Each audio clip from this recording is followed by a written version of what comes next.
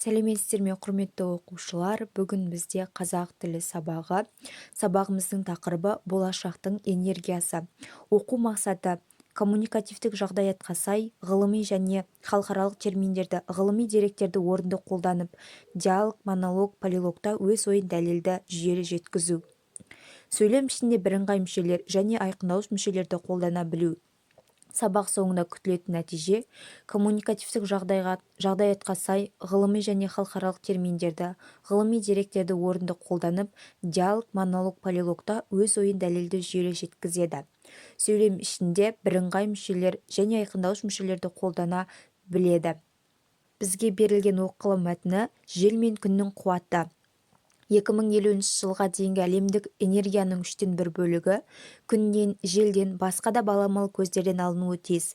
Ғаламшарда климаттың өзгеруі, жер бетінде адам санының өсуі, сондай-ақ қазба байлықтар қорының түгесілуіне жақындығы болашақта энергия үнемдеу мәселесінің үлкен рөл атқаратынын көрсетіп отыр.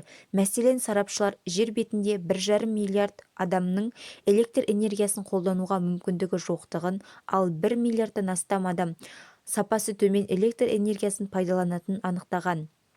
Оның бәрін сараптаған Қазақстан Экспо 2017 көрмесі болашақтың энергиясы тақырыбын ұсынды.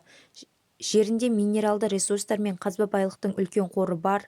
Елдегі өнеркәсіп өндірісінің 60%-ға жуығы мұнай мен табиғи газ өндірісі құрайтын және осы байлықтың қоры жағынан әлемде 11-ші орынға ие. Қазақстан аталған тақырыпты халықаралық деңгейде алып шығуға толық құқылы. Осы тақырып шеңберінде зерттеу жүргізген мамандар қазақтың байтақ даласында жел энергиясын пайдалану мүмкіндігі мол екенін алға тартып отыр. Қазақстан аумағының көп бөлігінде желдің орташа жылдамдығы секундына 6 метр екен. Біріккен ұлттар ұйымының даму бағдарламасының негізінде Қазақстанда энергия ресурсы ретінде желден энергия өндіру байланыста жасалған зерттеу жасалған. Еліміздің климаттық ерекшеліктері сондай, кейбір аймақтарда жылына 3000 сағатқа дейін күн сәулесі түсіп тұрады екен. Халықаралық сараптаулар нәтижесінде Қазақстанда күн сәулесінің энергиясын пайдалануға жол ашатын мүмкіндік бары анықталды.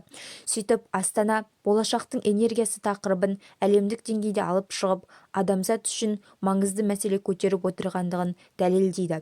Осы жөнінде қысқаша бейнематериалды тамашалаймыз. 2012 жылы бір топ ғалым Назарбаев университетінде баламалы энергия көздерін пайдаланатын аумақ құрды. Мұнда әлемде қолданылатын трекерлер, 25 киловатты параболоидтық айналары бар күн сәулелі концентраторлар бар.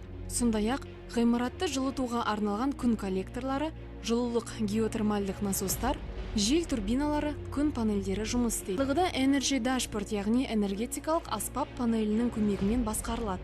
Бағдарламаның ыңғайлы графикалық интерфейсі бар. Нәтижесінде дәстүрлі және баламалы энергия көздері қанша пайыз қолданылғандығын көруге болады. Құрылғылардағы мәлімет сағат сайын жаңартылып отырады әрі сақталып қалады. Ғалымдар болашақтың энергиясын күннен, желден, биомассалардан және судан қуат алу үшін жұмыс істеп жатыр. Олардың негізгі артықшылығы ауаны ластамайды, қуаты күшті әрі сарқылмайтын пайдалы көздер.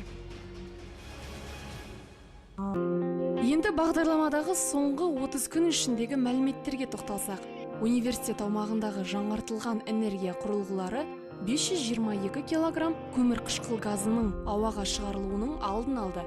2059 километр қашықтыққа дейін автокөлік жұмсайтын электр энергиясы үнемделді. Сонымен қатар отын ретінде пайдаланатын 10 жылдық 13 түп ағаш аман қалды деген сөз. Дәстүрлі энергия көздерінің орнын баса алатын, ауаға келетін теріс әсерді азайтатын инновациялық энергия көздері еліміздің барлық аумағына жетуі тиіс. Себебі ол болашаққа қажет. Тапсырманы орында стильдік және пунктуациялық қателіктерді түзетіп, көшіріп жазыңдар. Кері байланыс тапсырмасы 6-шы тапсырма 160-шы бет. Болашақтың энергиясын қиялдау арқылы қалай табуға болады деген тақырыпта монолог құраңдар. Монологте бірыңғай мүшелер мен айқындауыш мүшелерді қамтыңдар.